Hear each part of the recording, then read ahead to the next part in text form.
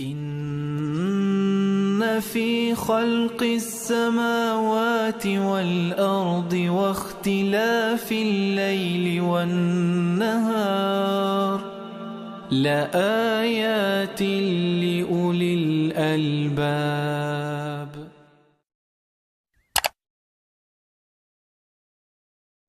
بسم الله الرحمن الرحيم. الحمد لله رب العالمين، الصلاة والسلام على أشرف المرسلين سيدنا ونبينا Muhammad wa ala alihi wa sahbihi ajma'in.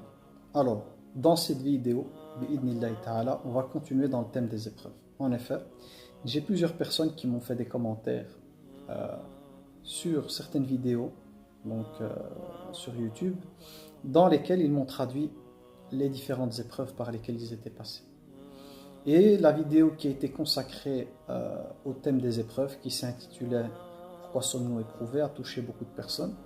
Et donc je me devais de rajouter une couche là-dessus et de rentrer un peu plus dans les détails dans ce thème. Alors il faut savoir, comme je le disais au tout début, donc dans la vidéo précédente, c'est que les épreuves font partie de ce monde. Que nous le voulions ou non, c'est un paramètre qui fait partie des paramètres de ce monde.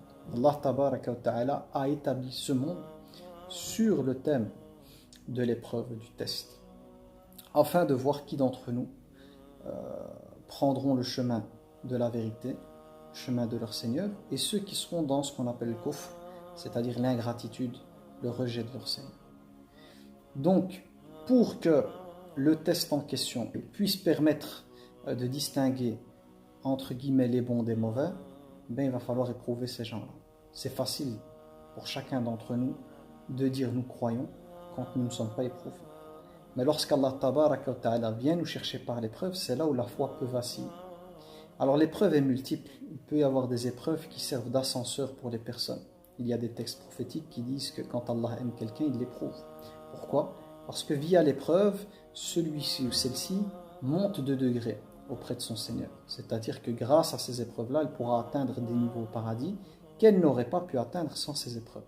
C'est pour ça qu'on a des textes qui disent que quand Allah tabaraka wa ta'ala veut que certaines personnes atteignent de hauts niveaux au paradis, ben il les éprouve.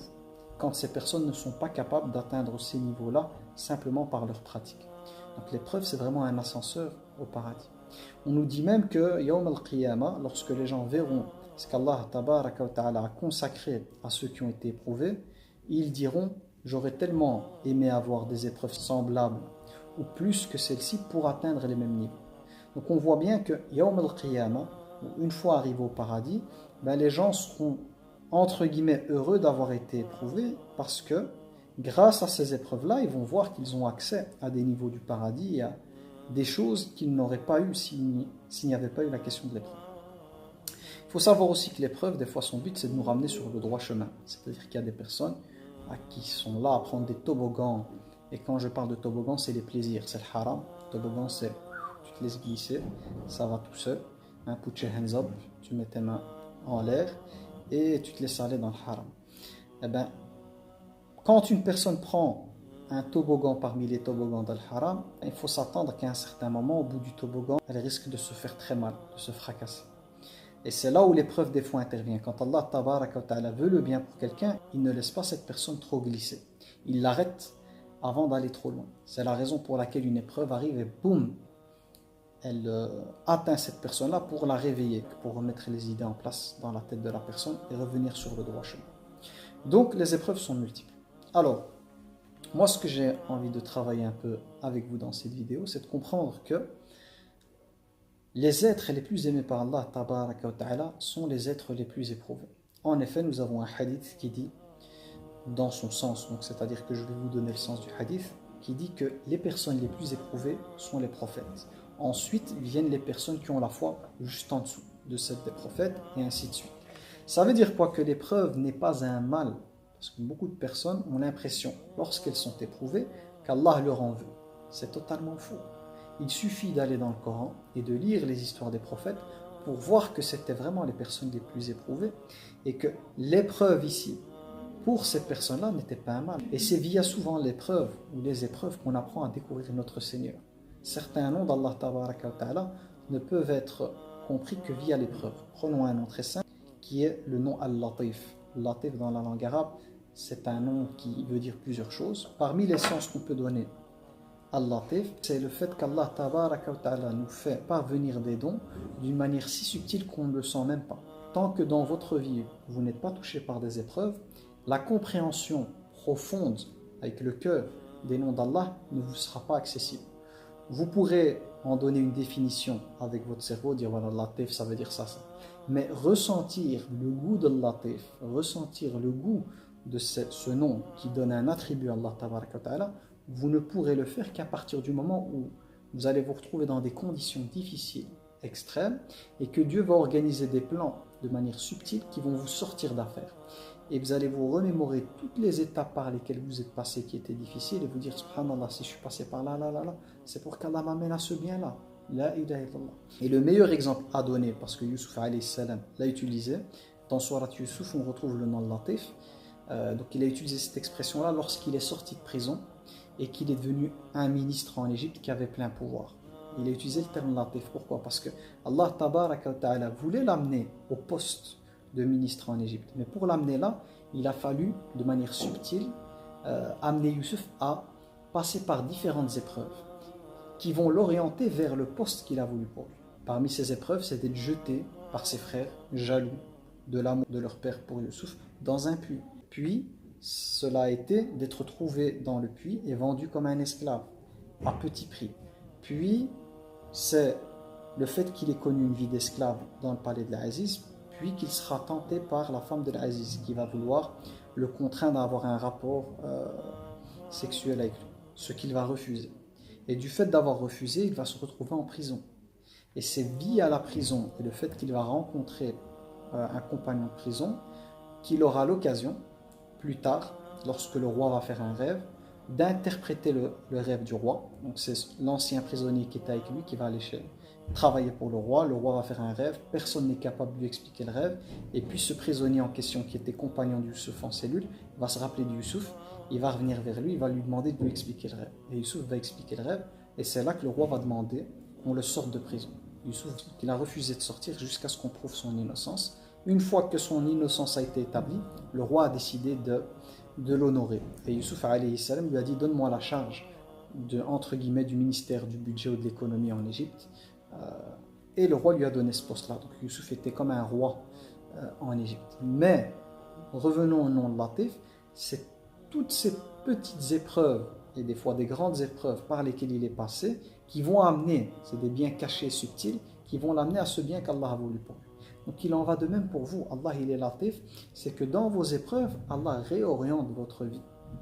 Et même le terme réoriente, c'est pas le bon, c'est Allah oriente votre vie selon son plan initial. Mais pour nous, c'est une réorientation. Pourquoi? Parce qu'on a une vision. C'est-à-dire que dans notre vie, on sait où on veut aller.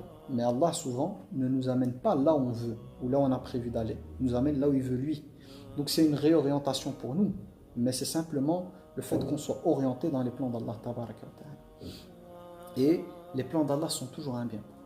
Alors, j'ai lu aussi dans les commentaires YouTube qu'il y a des personnes qui étaient éprouvées par la séparation d'êtres qu'on aime, c'est-à-dire les décès. Je vais faire une vidéo, Inch'Allah Ta'ala, qui suivra celle-ci sur le thème de l'épreuve quant à la question des décès.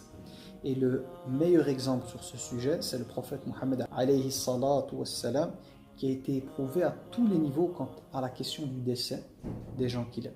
Dans la mesure où il n'a jamais connu son père, qui est décédé avant sa naissance, ou vers l'âge de 5-6 ans, il va perdre sa mère, ou à l'âge de 10 ans, il va perdre son grand-père qu'il avait, entre guillemets, adopté.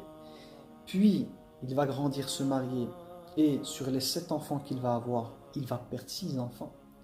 Il avait 4 filles et 3 garçons. Il va perdre 3 filles de son vivant et 3 garçons. Les filles étaient déjà adultes, tandis que les garçons étaient encore des bébés. Il les a perdus. On a des passages dans lesquels, notamment pour la mort d'Ibrahim, son fils Ibrahim, radiyallahu anhu, les larmes ont coulé. Et un compagnon de s'étonner, Ya Rasulallah, tu pleures? Et il dit, certes, les larmes coulent. Le cœur est triste, mais nous ne disons que ce qui plaît à Allah Tabaraka wa Ta'ala. Et il dit, et certes, nous sommes tristes de ta séparation, ô Ibrahim. Donc il avait mal, il a ressenti ce mal. Est-ce qu'Allah a voulu son mal? Non. Mais toutes ces personnes qui sont décédées sont retournées vers leur Seigneur. Et le prophète, alayhi salatu wassalam, quelques années après, il est parti lui aussi. Donc il a rejoint cette famille. Parce que souvent on pense que les personnes qui décèdent, on ne va plus les revoir du tout. On est les suivants sur la liste. Hein. Certes, ils sont partis eux de l'autre côté avant nous, mais tu es le suivant, je suis le suivant, il est le suivant.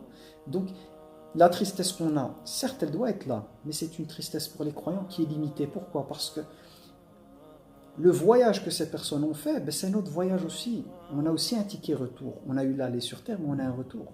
Et au final, pour nous les croyants, on espère qu'Allah Tabaraka wa Ta'ala va tous nous réunir au paradis. Donc ces personnes-là, on aura l'occasion de les revoir au paradis et vivre avec eux éternellement. Donc la tristesse, elle est moins grande. Donc Allah Tabaraka wa Ta'ala, quand il reprend quelqu'un, c'est pas pour nous faire du mal, parce qu'on va tous revenir vers lui.